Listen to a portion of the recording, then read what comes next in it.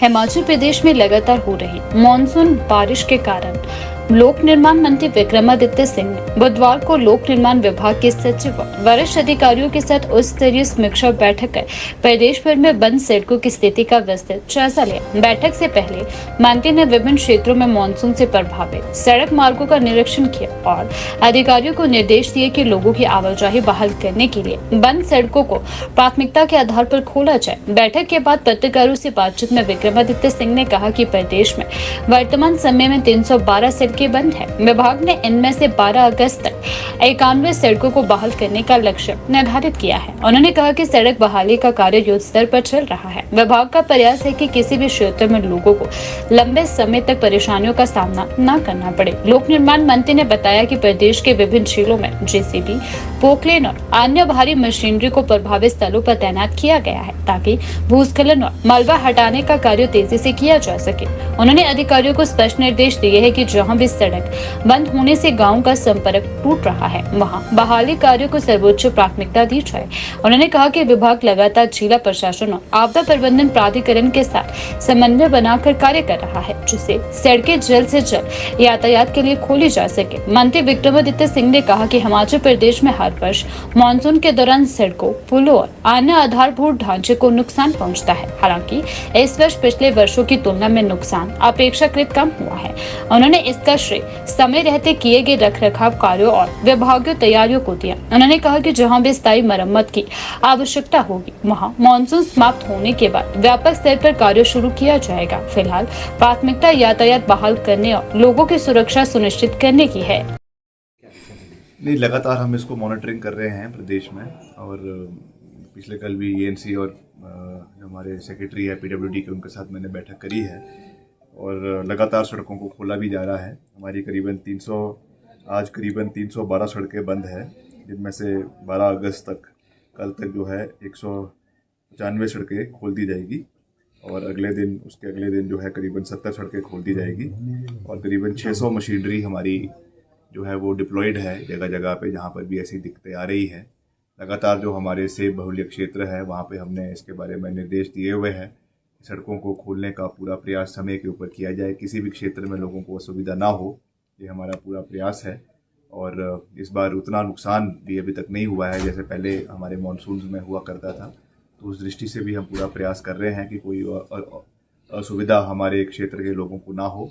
वैसे भी हमने जो भी इसमें बेली ब्रिजेस रखने हैं ऑन स्टैंड बाय वो भी रखे हैं, पोकलेन मशीन्स भी रखी है, जेसीबी मशीन्स भी रखी है। तो हर तरीके से स्थिति साफ है और पूरा सहयोग जो है वो क्षेत्र के लोगों को दिया जाएगा। सर, सेंट्रल असिस्टेंस की भी कोई ज़रूरत है सर अभी लगता है, या फिर कोई ऐसा भेजा गया है प्रपोजल या केंद्र के पास जो है सड़कें ठीक करने? नहीं, हमने तो वैसे पिछला जो भेजा था वो तो वही है जो प्रधानमंत्री जी ने घोषणा करी थी 1500 करोड़ की। तो अभी तक उस वाले पैकेज में उस हेड में अभी तक कोई पैसा हमको नहीं मिला है। मगर वैसे लगातार जो हमारा एसडीआरएफ है, एनडीआरएफ है और आपका जो है पीडीएनए के माध्यम से पैसा आता भी रहता है, वो एक रेगुलर प्रोसेस में आ भी रहा है। उसको हर डिविजन्स में, हर क्षेत्र में दिया भी जा रहा है आवश्यकता अनुसार। जिस तरीके से शेल्फ्स बनाई जाती है, जिस तरीके से उसके डिमांड्स क्रिएट की जाती है हर डिवीजन से, उसके अनुसार ये पैसा हर क्षेत्र में जो है वो बांटा जा रहा है। अभी हाल ही में ही करीबन 225 करोड़ जो है वो हर डिवीजन में जा चुका है। पूरे प्रदेश में 225 करोड़ पीडीएनए के माध्यम से जा चुका है। तो उसमें जितने भी हमारे खास करके डंगे लगने हैं, क्रैश बैरियर लगने हैं, कई जगहों पर सड़कें बैठ गई है, तो वो सब चीज़ें उसके अंदर जो है वो कार्रवाई पूरी मजबूती से करवाई जा रही है। तो उस दृष्टि से हम लगातार पूरा प्रयास कर रहे हैं।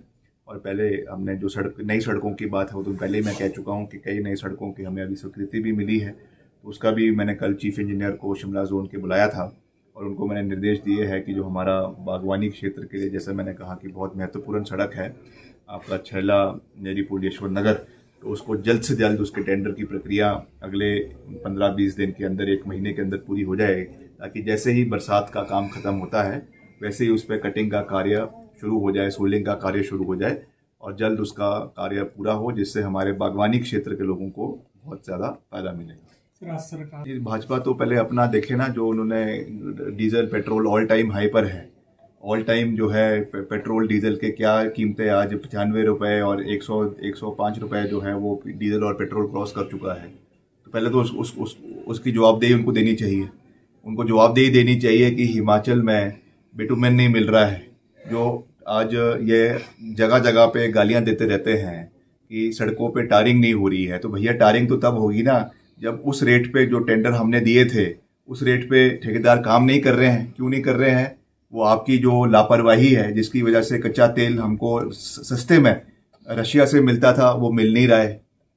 तो वो उसकी वजह से कितना नुकसान हो रहा है। उसकी वजह से जो हमको बिटुमेन मिलता था कम दाम पे वो आज मिल नहीं रहा है, उसकी वजह से टारिंग नहीं हो पा रही है। तो ये तो एक नेशनल फिनोमिना है, इंटरनेशनल फिनोमिना है। तो उस दृष्टि से हिमाचल में अगर कुछ सेस बढ़ा भी है तो वो जो नेशनली बढ़ रहा है उसी तर्ज पे हिमाचल में भी उसमें जो है वो वैट या सेस जो लगाया गया है वो लगाया गया है। तो उसको हम देख रहे हैं कैसे उसको उसकी उस स्थिति को पूरी रूप से बनाए रखेंगे।